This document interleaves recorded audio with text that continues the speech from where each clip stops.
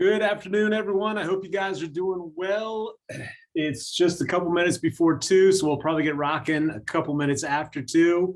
And I can't stress today, please feel free to interrupt, holler, throw heavy objects, and ask any and all questions that come to mind so we can make this as value-packed and informative as absolutely possible. And again, we'll get going in just a few more minutes.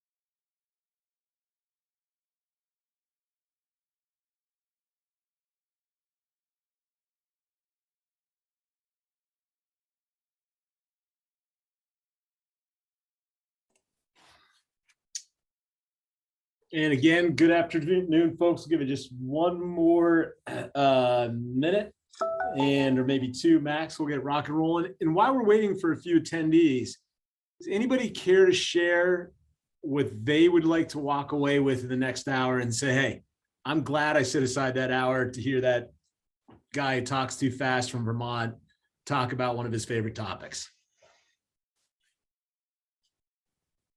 I'm going to start talking about smoking brisket and pork shoulders if I don't get any suggestions for real estate.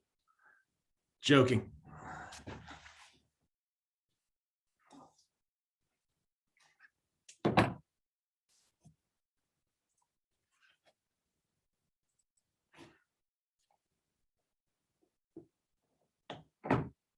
Again, appreciate everybody's time today. We'll give it just another minute or so.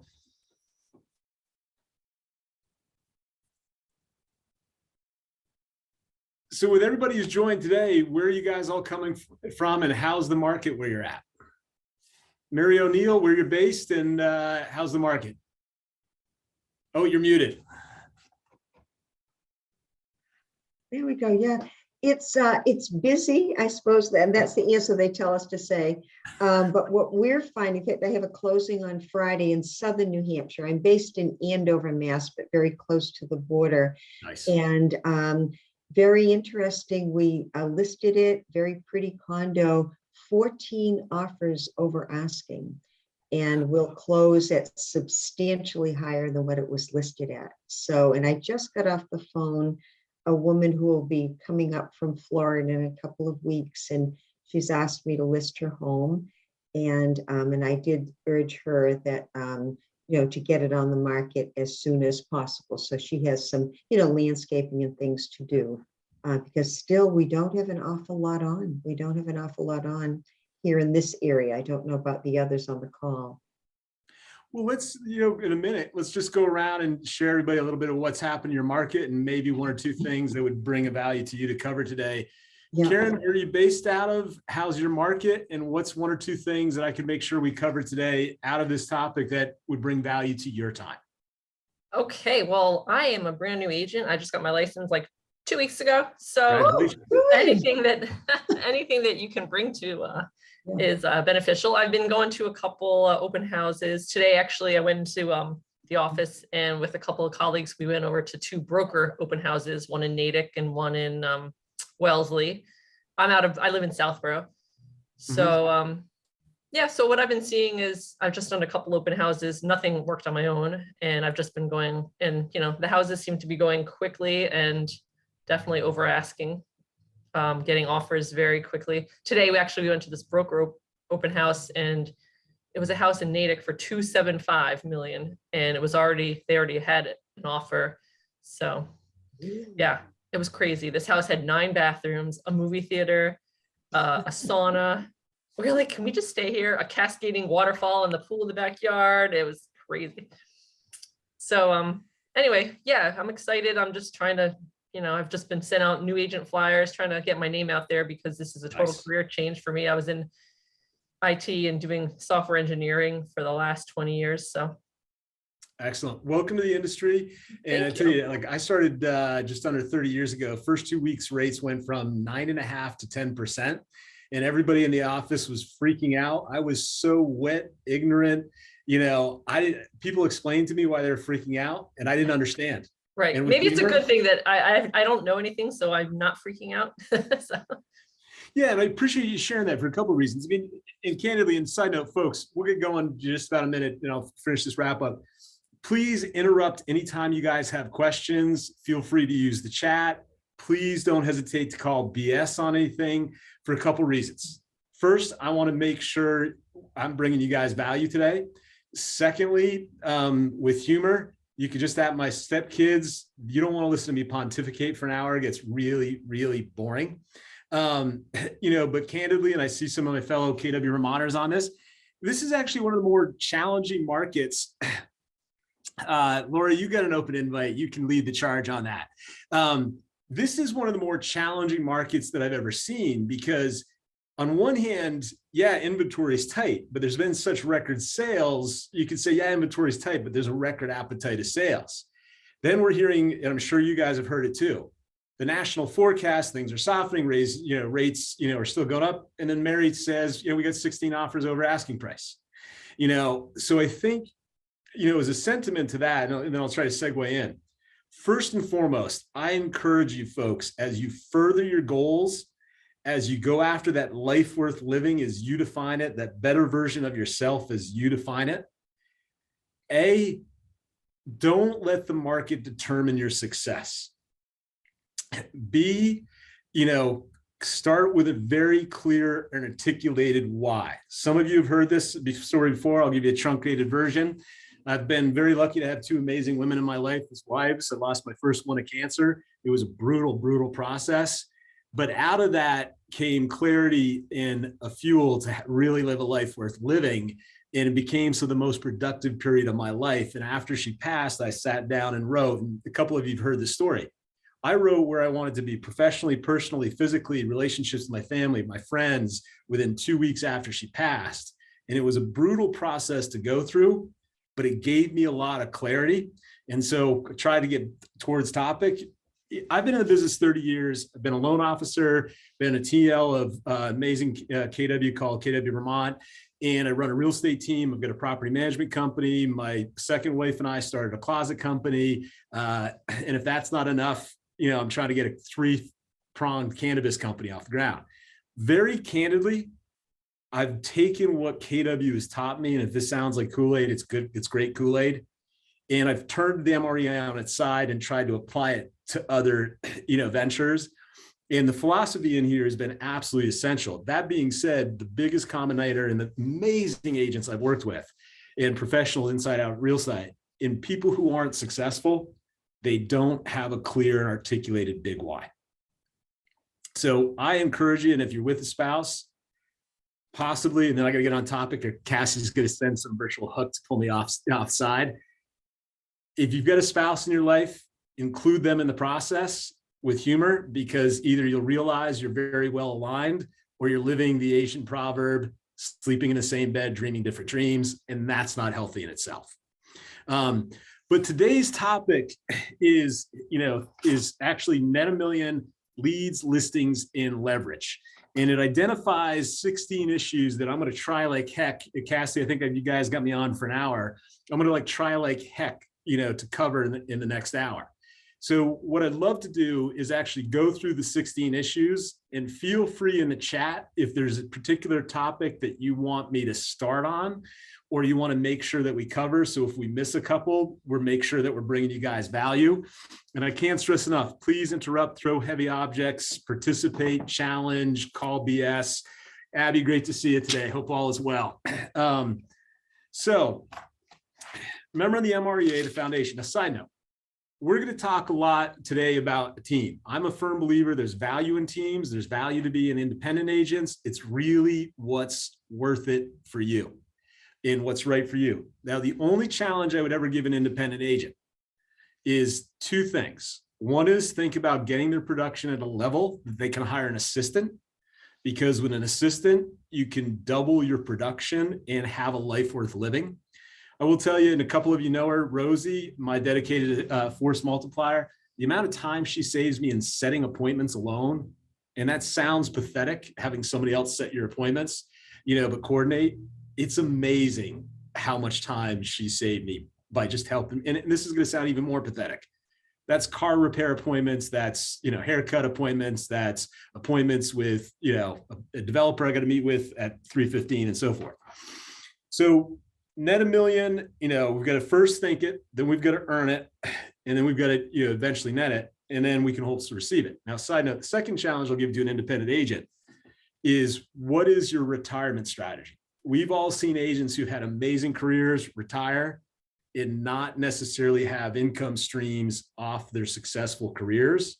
So I encourage you guys to begin thinking with the end in mind, as I think Gary Keller would say, and think about whatever you're building, be it a kick-ass, independent operation, or eventually a team. Start with the end in mind so that you can monetize your hard work for years.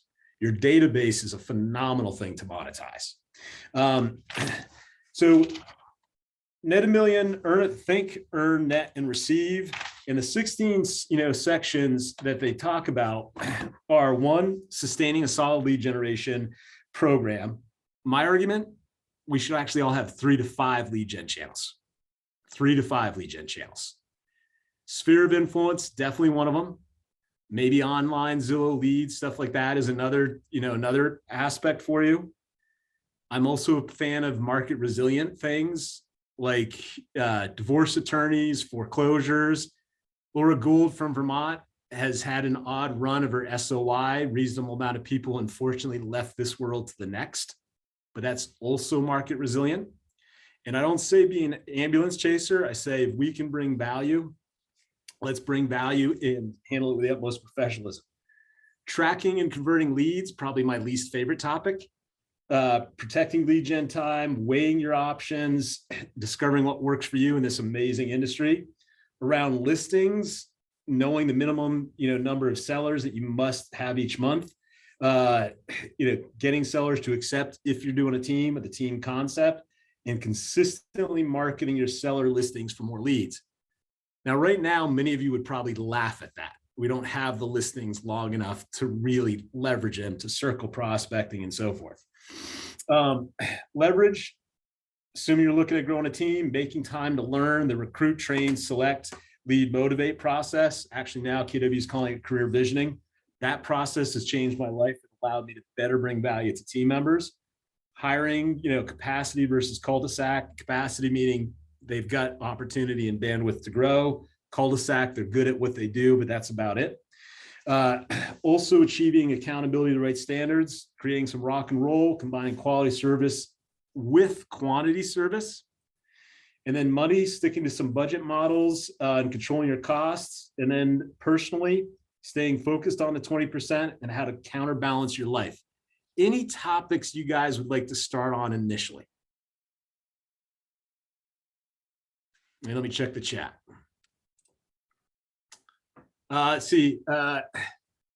Laura, we're on it. Actually, the MREA, we started on page 217. I hope to cover 217 to 249. And Darlene, my apologies. I may have gone off topic a little bit. So I'm not sure if you heard another conversation on the Zoom or that was just me getting a little off topic as I tend to do. But thank you, everyone. So left to my own accord, I'm going to actually start with the very last two. Staying focused on your 20% and counterbalancing your life to maintain energy at a high level. And you guys can all give me thumbs up and I'll start on number 1 as opposed to 15 and 16. But this one's resonating with me right now because I see a lot of burnout, a lot of mental fatigue. When you guys think of staying focused on your 20% and counterbalancing your life to maintain energy, what do you guys think of? Isaiah, great to see you. And you guys are muted, FYI. Feel free to unmute and jump in anytime.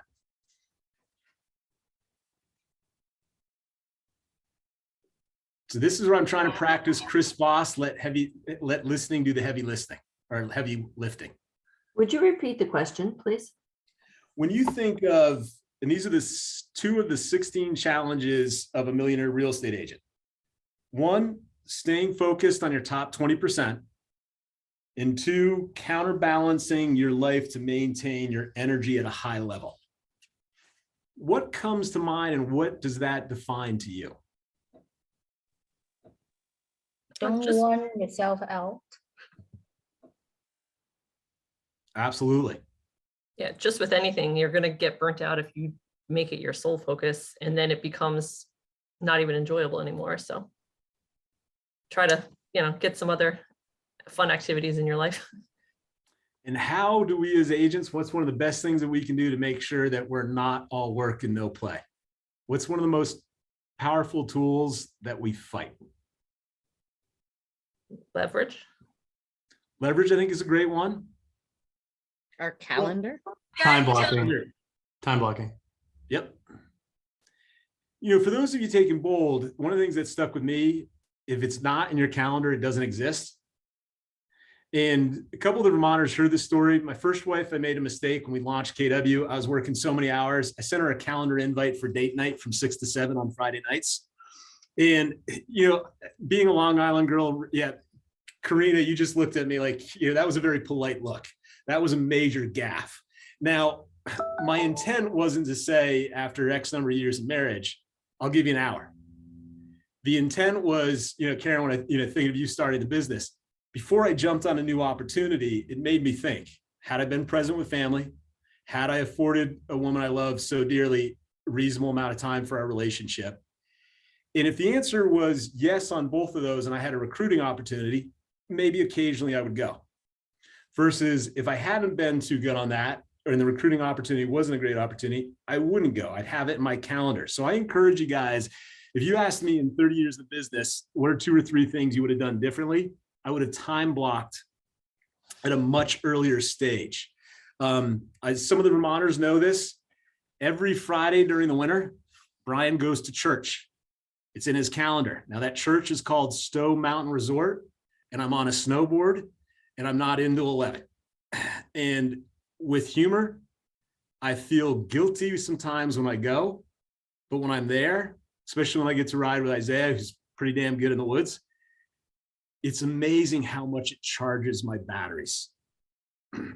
So even if you guys are struggling with your pipelines or you're not quite happy with the production that you have, I encourage you, really, really, really consider time blocking in activities, be it with spouses, families, with friends, exercise, so that you counterbalance, so you can play all in that, probably 50 or so hours a week that you work.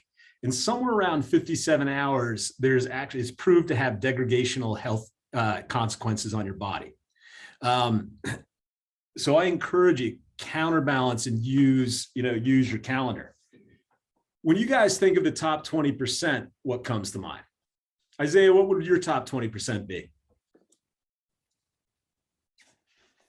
Top 20% in like my life, you're saying? Sorry. Yeah. So when you think of, on a Monday morning, your top 20% for I'd say for maybe professional career, what comes to mind for you? You're running a team, you're growing in your own career. What does your top 20% look like? My top 20% is really, I'd say just my Monday 20% would be checking in with, my pipeline, checking in with my agents, checking in just with myself, checking in with my partner, even with my daughter. Every morning I do a check-in with our, every morning at breakfast, we do a check-in as a family, all these things. Yeah, I'd say the top 20% is really on Mondays would be just checking in with people, just touching base, whether it be a text message, a phone call, an email, doesn't matter, but really just checking in. Yeah, no, I think it's huge. Laura, thanks for sharing too. She mentioned some of her best those activities where best leads are. She coordinates running groups or participates in running groups and also use that as a lead generation tool. So Karen, as you're a couple weeks in, I'd encourage you to see where you could blend your life passions that recharge your batteries with some real estate. Some of you guys have heard this story before. I've never been a big poker player, but I probably played 12 to 15 games in my life with a group of guys, get together at 8 o'clock. It's almost an hour before my bedtime. And I generated probably $3 million worth of business out of that little poker group. So I encourage you, as you talk about counterbalancing, not only take time for family and exercise and activities, but also see what you can do to blend. Another example, I got involved in a golf league. I'm a horrible golfer. I've actually given up that since I bought a motorcycle and fell in love with a woman who owned a boat. But that golf league did 2 things. I was terrified. I was a horrible player, but I calendared time to get outdoors, get exercise, and it forced me to be in a networking event because as a league, I played with different players every single week. So again, I can't stress enough. Think of ways to not only counterbalance, and your calendar is a massive thing, but whatever makes your heart sing, painting, spending time with family, gardening, snowboarding in my case, I encourage you, put it in the calendar. I think you'll find you do so much more and you'll provide better service if you counterbalance your life. And with your top 20%, my recommendation is not only make a mental list, but consider writing down what that top 20% is and do some regular accountability with yourself. How does that activity look? Now, in a perfect world, we'd all say that we generate leads from 8 to 11 every day. I'm going to guess this group probably averages 3 sessions a week, hour and a half. Mary, if you don't mind being vulnerable, and if you do mind, just say, no, thanks, Brian, I'll pass. If you had to guess, how often do you regularly generate? I'm embarrassed to say it. I don't regularly do it. I just kind of do it. And no, I don't regularly do it. And what I'll find is I'll react to things. Like, just as an example, the closing I have on Friday, it's been a very, very nice transaction. And the seller, I represent the seller. The buyer moved his furniture in early, which was, we just allowed it. He needed to in the whole bit. And so I took advantage of this and went up when they were moving in and was able to actually bring a handwritten note to a couple of the people involved with the transaction. So I call that lead gen. But no, you're right, Brian. I'm not doing the 8 to 11 every morning, and I should be. Well, for the record, you guys can call a hypocrite on this. Yeah. My lead gen game is off right now. I haven't been on it in a month or two on a solid regular basis. I pop some calls here and there. So I hope, A, you appreciate my candidness as opposed to just preaching what's biblically right in our industry. But it might be, I encourage you guys too, if you're recognizing a gap between where you want to be in where you are now, make sure that part of that process is also acknowledging the success that you've had. And when I think of that, because Mary, and I respect, I don't know you, hope to get the opportunity to know you more. I'm going to guess you've been in the business a certain amount of time. You get a certain amount of repeat and referral business, which is a compliment to you as a professional, compliment to you as, as a successful agent. And that's a great thing. And there's nothing wrong with that. And if you're happy doing it, that's more power to you.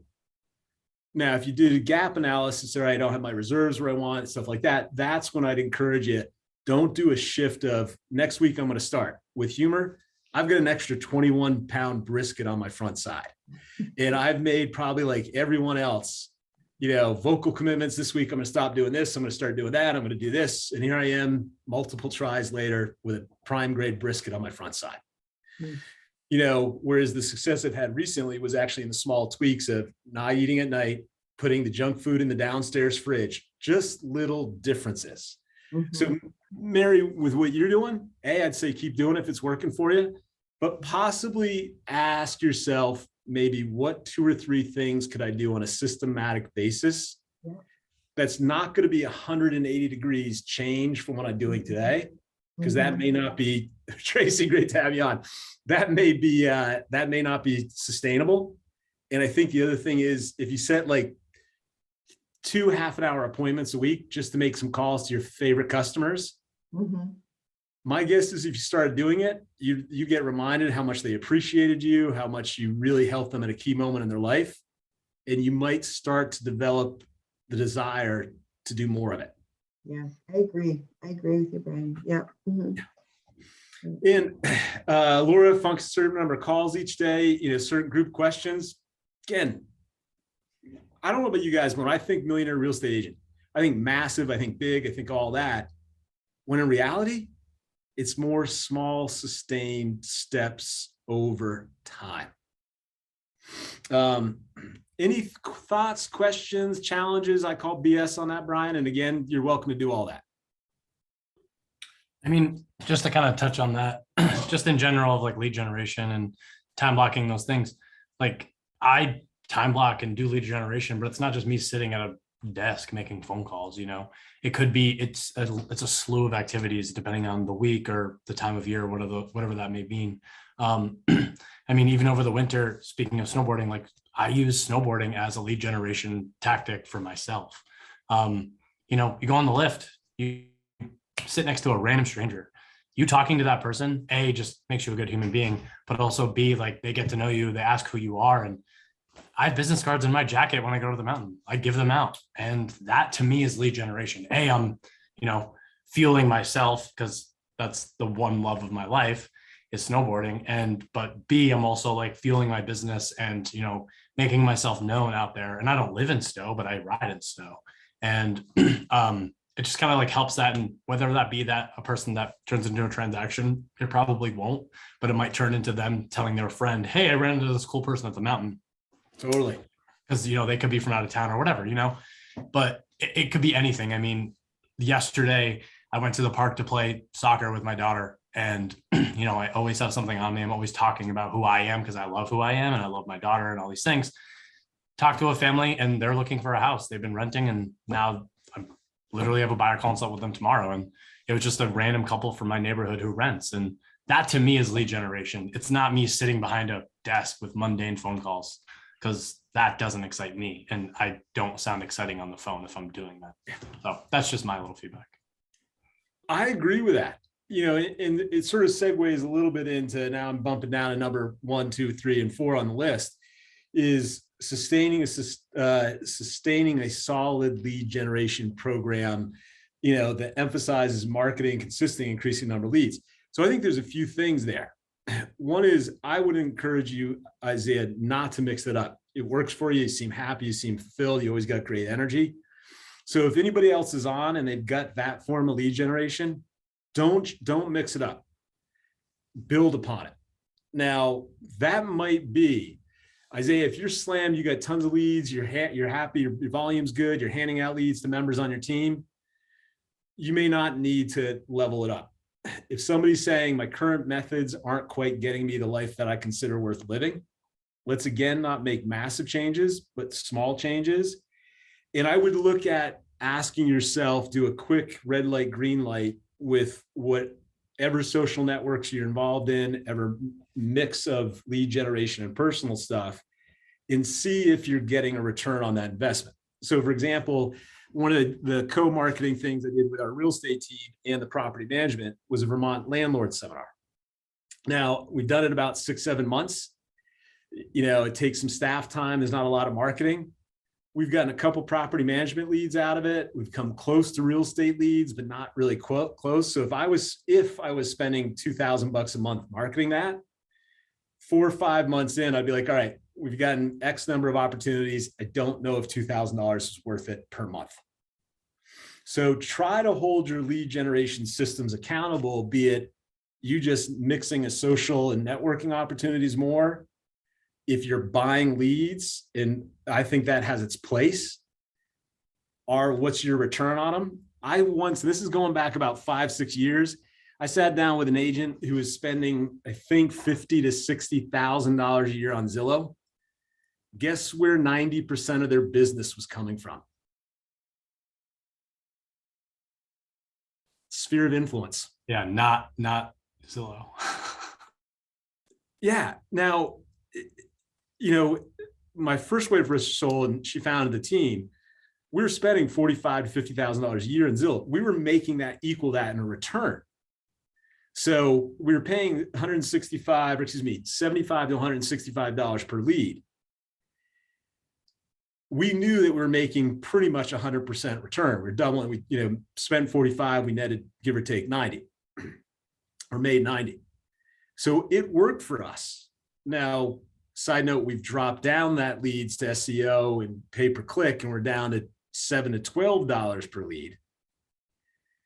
But that agent, who's a great agent, I got a world of respect for, they weren't playing red light, green light. So they weren't checking their activities to their results until they were $50,000, $60,000 already passed by.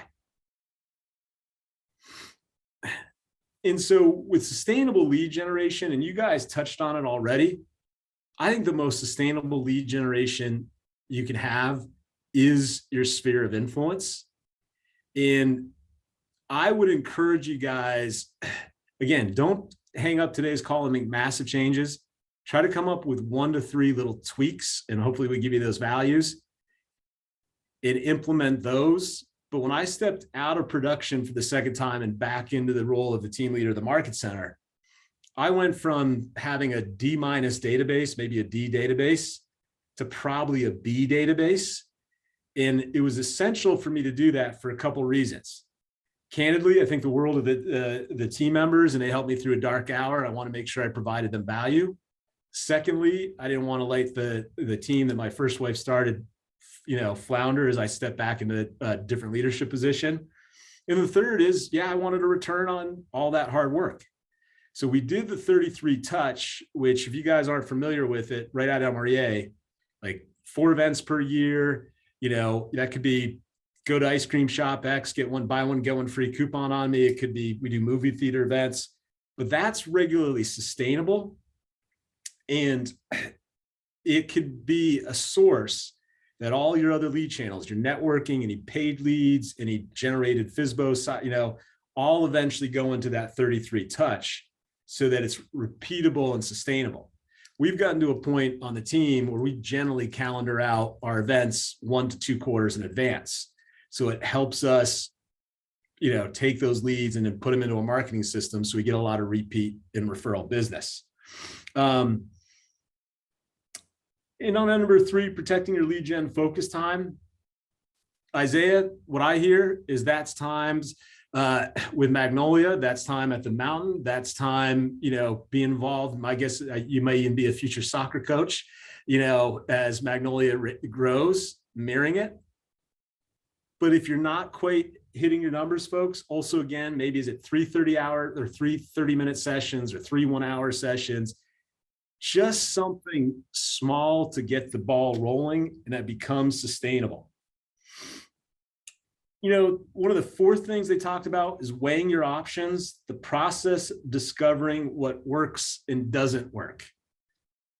Show of hands, how many of you prefer to call strangers over your sphere of influence?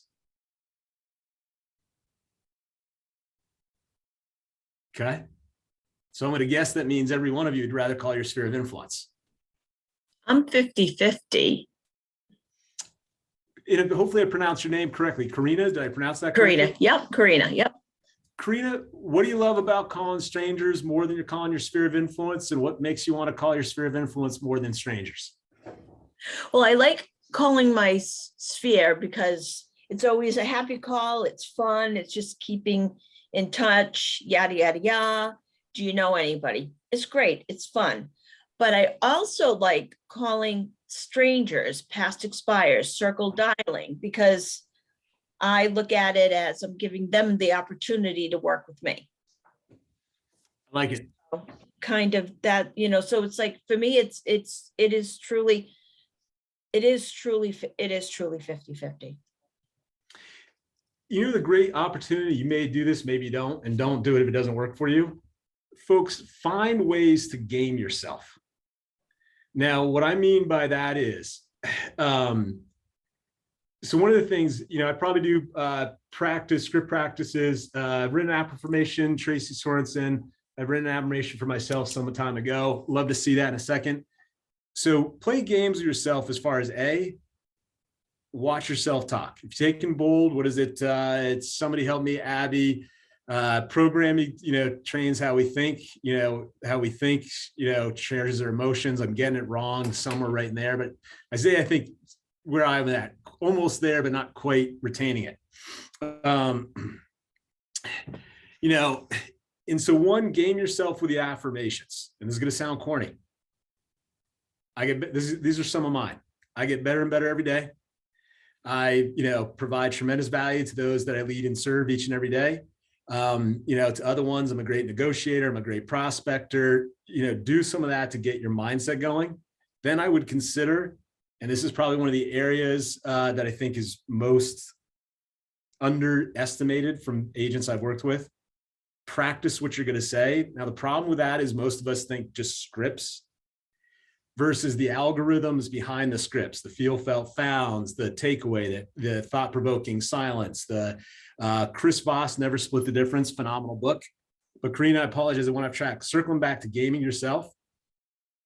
Folks, don't hesitate to mix SOI and strangers. I know some agents who like to break it up by day. I call FSBOs on this day. I called expireds on that day. But Karina, if you like talking with your SOI and you get good, physical feeling and emotional connect, I wouldn't hesitate to alter. Call SOI, have a great conversation or a great past customer, then make a tough call. Go back and forth a little bit. Just find what works for you. Other people will say, if you're going to do FSBOs or expireds, bang them out for an hour. The more you hone in on it, the better you'll be. I can see that, but game yourself so that you're getting it done as opposed to doing it perfectly. I quote way too much. Perfection is the enemy of progress and profit. Perfection is the enemy of progress and profit. Couple comments in the chat.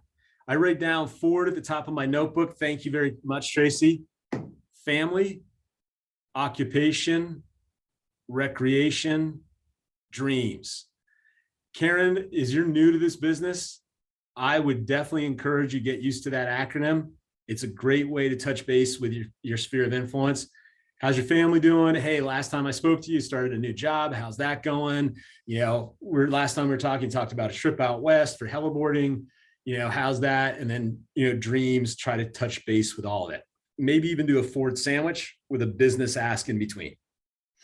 Inside note, if you're having trouble picking up the phone, don't hesitate to just do care calls, touch base with people. Real estate will likely come up, but don't feel like you have to do it. Just be awareness. Going back a little bit, I love reaching out. Thank you, Tracy. I love reaching out to people. That's helped her just get more and more comfortable to the calls. As a pause, when I started reading this chapter for today's class, it talked about just how overwhelming this business can be and how much we can really just build up the stress of it. Like, I congratulate you, Isaiah. You took a new leadership position on your team. I'm sure when you're doing that this year, as confident as you are, as much as of a badass you are, I'm sure there's part of it. It was like, holy shit, I got to really deliver some value to these people. And it can, oh my God. And we can let that just build up so much. Time and time again, we think it's 10 times worse than it actually is. Somebody was telling me about a study today that climbing a hill by yourself has been proven something like 30% more of an incline than if you're hiking it with somebody else.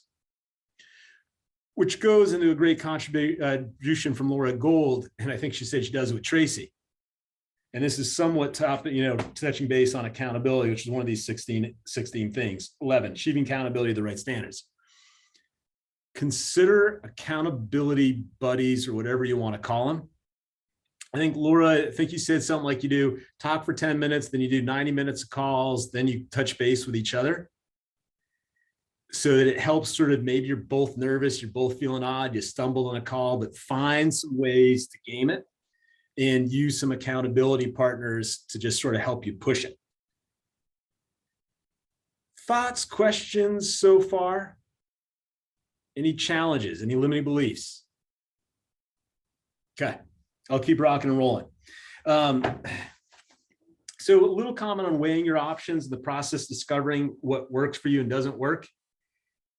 I would also encourage you, as you decide the choices of business you go after. And again, I recommend 3 to 5, regular sources. And I recommend that for income in your life, but 3 to 5 sources of business. So for example, real estate team that I'm involved in, SOI, 33 touch, pay-per-click and or Facebook command leads, foreclosures, and multifamily. So is that 5 or 6 sources that we work on a regular basis to always make sure we're market resilient.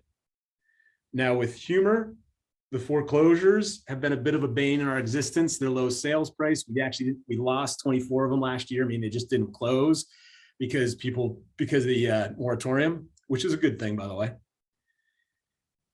I asked our director of operations to do a financial analysis before COVID shut us down. Were the foreclosures even worth it? We service them, we maintain them. Agents complain about the sales price, which I get it. Of course, when COVID hit, what did I say? Go out and find more foreclosure accounts because foreclosures are coming back, and that's going to be a good source, albeit a tough source of business. But again, I recommend weigh your option and what's right for you. If you asked me right now, slightly off topic, what are 3 of the 4 and I may not come up with 3 or 4 most underrated sources of leads. The Vermont crew knows what one of them I'm about to say. For rent ads. You know, and I've got one client that I've done 5 transactions from because of one for rent call. You know, I did 2 deals with her. She referred me 2 people, and one of those people did 2 transactions. And that with the for rent ads, you're looking for people who may be tired of being landlords. You know, you're looking at for serious investors who may want to do 1031 exchanges, and you're also looking for a potential opportunity for yourself. The other thing, you guys are going to think I'm an ambulance chaser, but I do not mean it like this. Divorce attorneys and bankruptcy attorneys. I once had 2 very good friends go through divorce. They just weren't right for each other anymore. And she was crying at the closing. I could have never done this without you. Thank you very much. So on one hand, I would have never wished divorce upon anybody, but I was honored that in her dark hour, I was able to provide value and help them get from one stage of their life. Side note, they're both much happier now. So weigh what works for you, but look for multiple. I would recommend look for multiples. Leverage. Well, we got a couple options. We got about 19 minutes left, and we've got topics about money, leverage, and, you know, minimum number of listings. Any particular place you'd like to start in the last sort of 3 topics? You want me to cover a little bit about money, ideas, and finances? Okay. So one, if you may already be doing some of this stuff, but I strongly, strongly encourage you guys. And for the record, I'm not a tax advisor. I'm not a lawyer.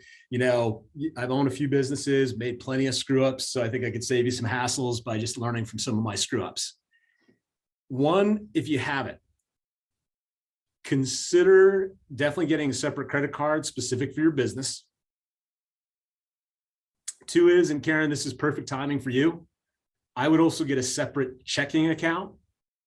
Now, the benefit of having that separate card, I can give it to a bookkeeper and she can just download the statements. And here's a good thing too, is you get up and get going. And I would guess this is somewhere around 20 units a year, maybe 25 units a year. Consider hiring a bookkeeper in getting, and your MCA or team leader could do this, getting the Millionaire real estate agent chart of accounts.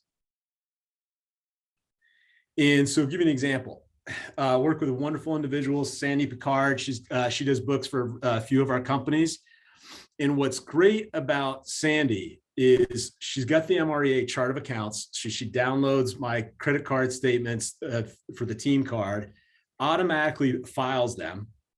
I've never had taxes so quickly able to file as after I started hiring Sandy. Plus, the other thing is, I can compare the finances of the team to the Millionaire real estate agent chart of accounts. And so I'll give you an example. Gary believes that we should be able to be about a 40% return, which is a phenomenally lucrative, investment. Our team's probably hovering in the mid-20s. So it means I'm overhead heavy, and I've got to take a look at where we're spending money to try to tweak it so I can level it up a little bit. So I encourage you, whether you've been in it forever and a day and aren't doing it, or whether you just started, would it higher leverage bookkeeper to help you go through it? Because I'm going to guess, for example, and I'm going to, I trust if I call in somebody, you don't think I'm picking on you. Darlene, my guess is you're probably better on a phone call and a listing presentation, talking with a member of your sphere of influence than pouring through a bookkeeper's chart of accounts, not because you're not able to, but because you could probably make more money at a listing presentation. So with a head shake, yes. And this is one little thing back to that, and hopefully this weave is helpful, staying focused on our top 20%. Because, and this is going to sound pathetic, I love meeting with agents, consulting with agents, helping our agents grow, teaching as much as they want to go. I would rather talk all day because I think I can make a better impact to people's lives than enter the finances into my ledger for the taxes. Not because I'm above it, because it's just not my strength. Whereas with humor, hopefully communicating is one of my strengths. So on the topic of leverage, in respecting, I'm not sure how many of our independent agents own teams, run teams. I'll cover some basics and some thoughts on that. So one is, I think my mother raised me right. Generally, I'm polite. I had chores to do every single week, clean the house. I started cooking once I made bologna and cupcake with eggs for dinner when I was a kid. The Tomlish English muffins, even put one of my sister's face at the dinner table, got chased down the hall. It was not good. She did let you have blue hair for a while. She did. I used to have double mohawks, Liberty spikes, and now the costumes changed, but the thoughts remain the same. So I felt sort of odd the first time we hired a house cleaner, because this is going to be more information Karen know. I like cleaning the kitchen. I like cleaning the bathroom. You get it done, looks great, sense of accomplishment. But I said to my wife, every Sunday or every Saturday, we spend 3 to 4 hours cleaning the house. What would it look like if we've got somebody who's valued, who's appreciated, who's trusted to come in here and save us that 3 to 4 hours? And either A, we could spend the time together, or B, I could go to have 2 buyer consults. And so we've got a great crew who cleans our house now. I'm extremely grateful. They're very, very valued. And again, it's not I'm better than them, they're better than me. It's what is your most dollar productive use of your time? Same thing with the bookkeeper. And, with humor, cars these days, we can all bang knuckles, but yet we'd be wasting our time if we try to change our own oil. So my strong recommendation is you look for talent. And this isn't going to take us quite as deep as the book was hoping. First, start in small areas of your life that will help you counterbalance your energy. So is it getting a cleaning crew in? So Isaiah, you and Maisie can have a date night or a date morning on Saturdays, as opposed to powering through and, in cleaning. Or use, that cleaning crew so that you could go meet with one of your agents, help them rock a listing presentation, stuff like that. And, as a side note, Laura was just at a big party that I threw this past Wednesday for 420. Kathy, my wife, gave up on doing her mulching this year. And because her business has taken off, as much as she loves gardening, it was effectively going to cost her more money to do it herself, because she could go out in that time, do 3 or 4 closet consults. Then, and I'm not saying give up gardening if that's what your love is, but prioritize your love in your top 20% while we look, for leverage opportunities. Now, I think the MREA said somewhere between, 24 and 36 transactions. I think it was like 30 to 36 to look for an assistant. And again, I think there's pros to be an independent agent, pros to running a team. It's really where you want to go. What my fear is? Paying for that and then not using the time wisely. Like, I fear that. So what do people do for that? So here's some thoughts, and please, anybody chime in if they've been through it, if they screwed up at it, if they've succeeded at it. So I would say a few things.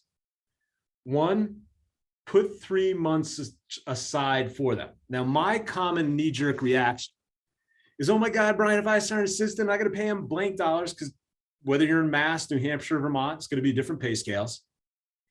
They feel like they're going to set aside a year-long salary. And I don't know, most of you, I would have trouble saving that a year. With 3 months aside, we should be able to help that figure out, A, did we make the right hire? B, where are we screwing up? And C, is this person going to take me past those first 90 days? So the other thing with humor with Laura is some of what I hate to tell you is we're just going to have to screw up and make mistakes. And there's a habit loop that we got to wire there. Side note, habit loop is a trigger, a routine, and then a result or a reward. We're all based on habit loops, and that's how most of us have morning routines, things that we can drive cars, look at our phones, not crash them. So when we look at the habit chunk of taking a new big risk, most people are like, oh my God, there's gonna be problems, there's gonna be pain, it's not gonna work out, I'm gonna, all very reasonable. Versus trying to tweak that habit loop. I'm going into something new, I'm trying a new hire, I'm trying a new lead generation technique. There's gotta be mistakes, there's gotta be grit. Where's that grit coming from? What can I do to clean it up? So you're leaning towards powering through rather than pushing, rather than pausing where you're at. Now, the other thing, this is more salient to hiring assistant. I would encourage you, work with your team leader, work with your MCA, work with potential other admin to to interview the right admin person for you. The KPA, the career visioning process, which is what MREA refers to as recruit, train, lead, motivate, or something, it's changed. It's been invaluable. I've taken that class 6 to 7 times. And I probably need to take it again.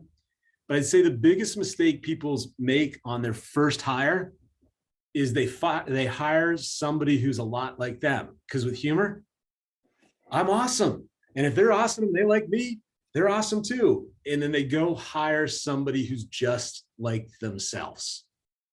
Now with humor, Laura, you and I go back 20 years.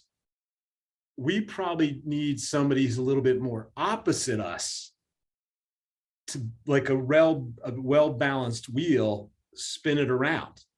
Rosie's very gregarious, but she's also a little bit more, organized, I dotting, T crossing, balances me out, and I'm a pain in the ass to work with, But I have to remember to mellow down, because like the first time I hired Jackie Fagan, I made her cry, right? Like within a week she was crying just because I'm so D when I'm doing that, right? Like, so I have to also remember to chameleon a little if I hire somebody different than me.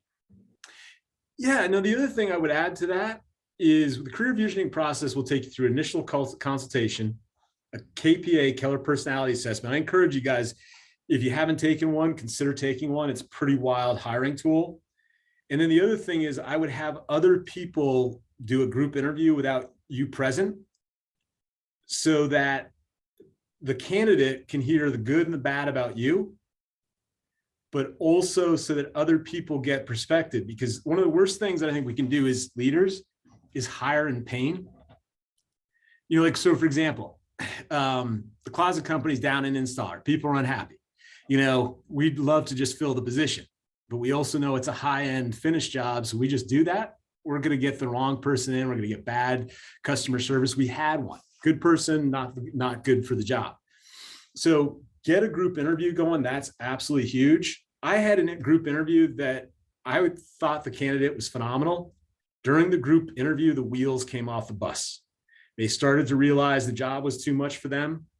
They started to realize how serious of a position was. And I will still reflect how much of that was a failure on Brian Armstrong's part for articulating it. But I'm really glad that group interview occurred, because had I hired that individual, out of respect to them, they would have passed up on another opportunity. It wouldn't have been the right fit. I would have had to de-hire. And that just, excuse my language, sucks. The other thing you guys can do too is I see a lot of agents try to hire part-time assistants. Here's my flag on that. And this is going to sound like a stereotypical comment. I do believe there's some truth to it. There's also significant flaws to it. When I think of somebody who's going to be in a part-time position, we're looking for the long ball out of the park. We're looking for that professional who either wants to get out of retirement, maybe they're a stay-at-home parent, but wants to be at home when the school bus arrives. Otherwise they would have been a branch manager at a bank or something like that. But a fair amount of times when we find dual career people, it may be because they just can't keep a 40-hour job. So I would get into curiosity if you're looking to hire, and definitely get your TL involved. Side note, check with your market center. And if they're not, see if they will do an administrative and operations mastermind. Kid Vermont does it. I think we average 3 to 5 people a month. But what's great is, and you probably have this in your market center, somebody hires a new admin, we've got other admin who are willing to share their time and people that donate their time to help that new agent for their first hire get up and get going. And then the second thing is that admin needs their ops. They're the unsung heroes of our business. They need a mastermind group where they can not only vent, but they can talk about best practices, so forth and so on. Laura, you're on fire right now. And I would be surprised if you don't end up closing, give or take 24, 25 transactions this year. So I'm going to guess if you keep rolling that direction, you'll either have the great problem of working too many hours, and that's not good for your health and your wonderful new relationship. And so then we'll have that decision. Do we continue to grow, embrace new pain, embrace new challenges? Or And I'm thinking small, right? Like I don't Yeah. have to jump, like I could share an admin with another person at the same point as me if I'm nervous to give it a shot too, right? Like I have to jump off the diving board completely, maybe.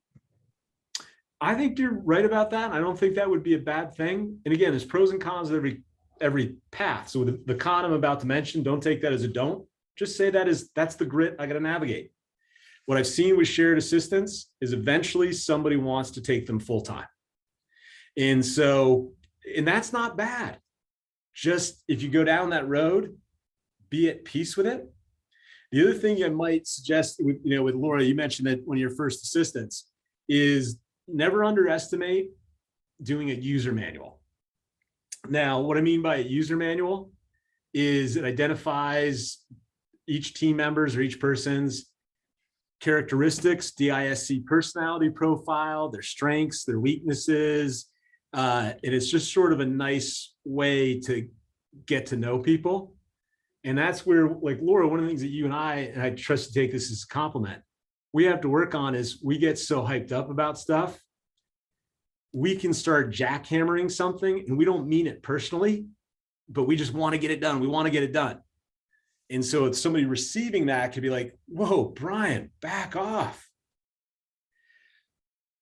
With humor, our greatest challenge is us. So we've got 3 minutes left. First and candid comments are strongly encouraged. Was today helpful as sort of the mindset, the growth, think big? Other things I would encourage you to, in the 3 minutes, what either ahas could we share or what could I dive a little bit deeper on for you to make sure I'm respecting your time? I think Vinny mentioned something about dreams. Do you want me to talk a little bit about how to keep that front and present? All right, with no contributions, I will go for that one. I encourage you guys as you consider, and if you email, I'll put it in the chat. If you email me at barmstrong@kw and you put in future self, and some of you have definitely heard this before, I'm happy to share mine. But I would encourage you, if you did 3 things from today. 1, revisit your future self. And if you have a spouse in your life, make sure you include your spouse in the picture. What do your vacations look like? What's your net worth look like? Money will not provide fulfillment, but it can provide experiences and safety. What does your professional life look like? What does your work balance life look like? What are you doing for exercises and fun? And as you grow, Karen, great to have you on. You picked a great time to get in. A little bit challenging, but kites fly highest against the wind. And if you can crack this market, you're going to rock any market. So I say this for a couple reasons. One is, again, the Vermont crew's heard this before. When you're having that dark moment, when Laura, you take that leap and you hire an assistant again, and you get all that fear just bearing down on you. I'm going to screw it up. I'm going to make the wrong hire. I'm going to bark. I'm going to do this. I'm going to do that. Also ask yourself questions. Is this going to help me get to that future amazing self? Is the suffering worth it? Now with mine, you'll see not only net worth items on there, you'll see the size of companies, and it's not because companies bring fulfillments. I love helping people get where they want to go.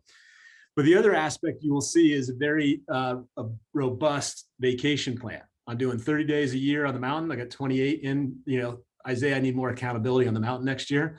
And I'm starting to go next 2 Wednesday mornings next year to get more midweek in. My goal is to start next year, going out west once a year. I also got to do one warm vacation for the woman that I love because she doesn't like the snow. Where I'm going with this is when I'm having dark moments, I break out my future self.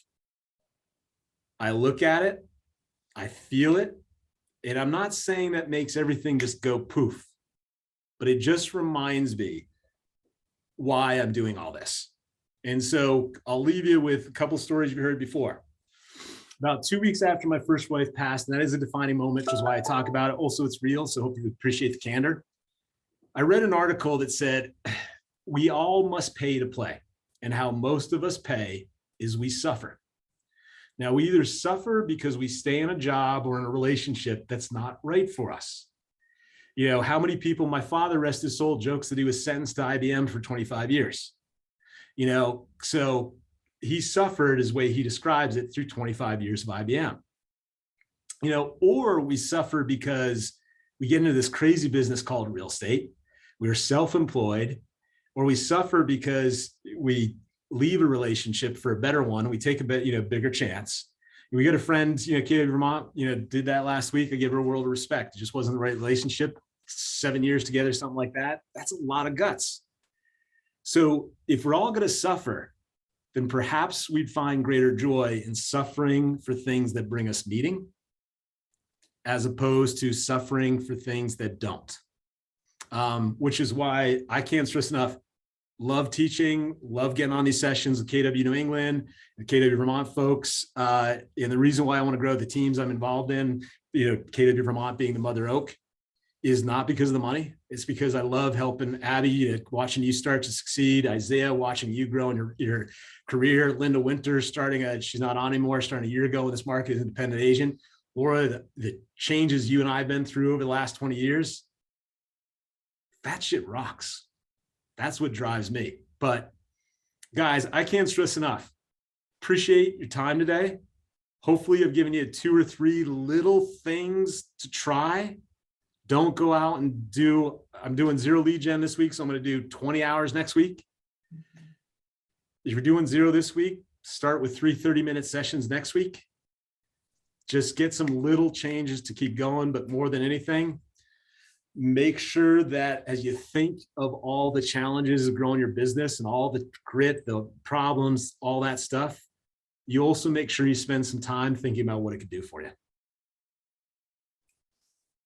Guys, I appreciate you. Great to see each and every one of you, and go slay dragons. Thank you, Brian. Thank you. Thank you. Thank you. Take care. Thank you. Very good.